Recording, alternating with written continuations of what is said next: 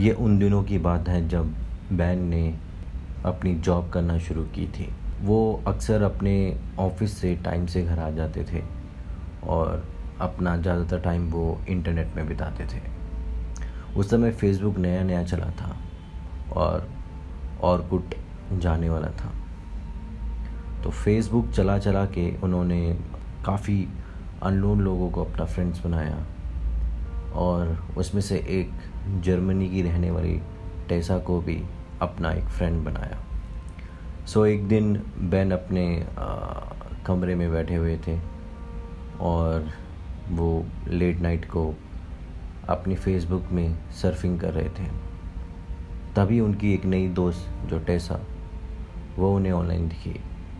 उन्होंने सोचा कि क्या मुझे इनसे बात करनी चाहिए, क्योंकि वो थोड़े कंफ्यूज थे बिकॉज नई नई दोस्ती हुई है और कहीं उनको ऑकवर्ड ना लगे। तो उन्होंने थोड़ी हिम्मत जुटा के उनको हाय बोल दिया। सो सामने से टेसा का भी रिप्लाई आया हाय। सो उन्होंने बोला कि हाउ आर यू। सो टेसा ने रिप्लाई किया I am fine, what about you. और ऐसे करते करते इनकी कॉन्वर्जेशन काफ़ी स्टार्ट हो चुकी थी। वो एक दूसरे के बारे में जानने लगे।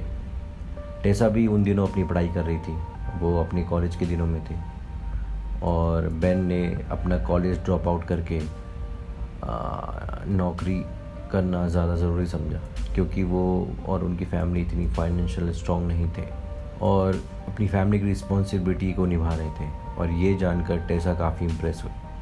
उनके बीच में काफ़ी ज़्यादा थॉट्स एक्सचेंज हुए। वो एक दूसरे की सोच को जानने लगे और उन्होंने पाया काफ़ी हद तक उनकी सोच एक दूसरे से मिलती जुलती है। और बैन उन दिनों काफ़ी परेशान भी रहते थे क्योंकि उनको इतनी अच्छी सैलरी नहीं मिलती थी। और धीरे धीरे इनकी जो दोस्ती है वो एक प्यार में बदल गई। और उसके बाद बैन ने टेसा को प्रपोज़ कर दिया और ये जानकर खुशी के मारे टेसा उन्हें मना नहीं कर पाई, क्योंकि कहीं ना कहीं टेसा भी उन्हें काफ़ी हद तक चाहती थी। सो वो दोनों एक दूसरे से काफ़ी मिलना चाहते थे, but due to financial problem वो एक दूसरे से मिल नहीं पा रहे थे। सो ये एक रिलेशनशिप फेसबुक के सहारे शुरू हुई। सो साल 2 साल 3 साल उन्होंने ऑनलाइन डेटिंग करी एक दूसरे को और उन बीच में काफ़ी उनके बीच में थोड़ा बहुत झगड़ा भी रहता था अक्सर। वो करीबन डेली ऑलमोस्ट 2 से 3 घंटा बात करते थे। लेकिन 3 साल बाद ऐसा हुआ कि बैन की तरफ से रिस्पॉन्स आने कम हो गए। वो धीरे धीरे वो 3 से 2 घंटे हुए, फिर 1 घंटा हुआ, फिर हाफ एन आवर। और वो टेसा को बताते भी नहीं थे कि वो क्यों उनसे बात नहीं कर रहे। और उन दिनों टेसा का बर्थडे भी आ रहा था। सो टेसा को लगने लगा कि इनकी फीलिंग अब चेंज हो गई है, शायद इनको कोई मिल गया है। और ये जानने के लिए उन्होंने उनसे पूछा भी, बट बैन ने काफ़ी हद तक मना कर दिया। देन उसके कुछ टाइम बाद टेसा काफ़ी ज़्यादा सैड रहने लगी, थोड़ा काफ़ी रोती भी थी, बट बैन की तरफ से कुछ बात छुपाई जा रही थी। और बैन पहले टेसा के बर्थडे पर गिफ्ट भेजते थे, उनके बर्थडे से 1 हफ्ते पहले ही उनके एड्रेस में, बट इस बार उन्होंने कुछ ऐसा नहीं भेजा। तो टेसा को लगा कि कुछ तो गलत है। देन वो ऑनलाइन आना बंद हो गए टेसा के बर्थडे से 1-2 दिन पहले।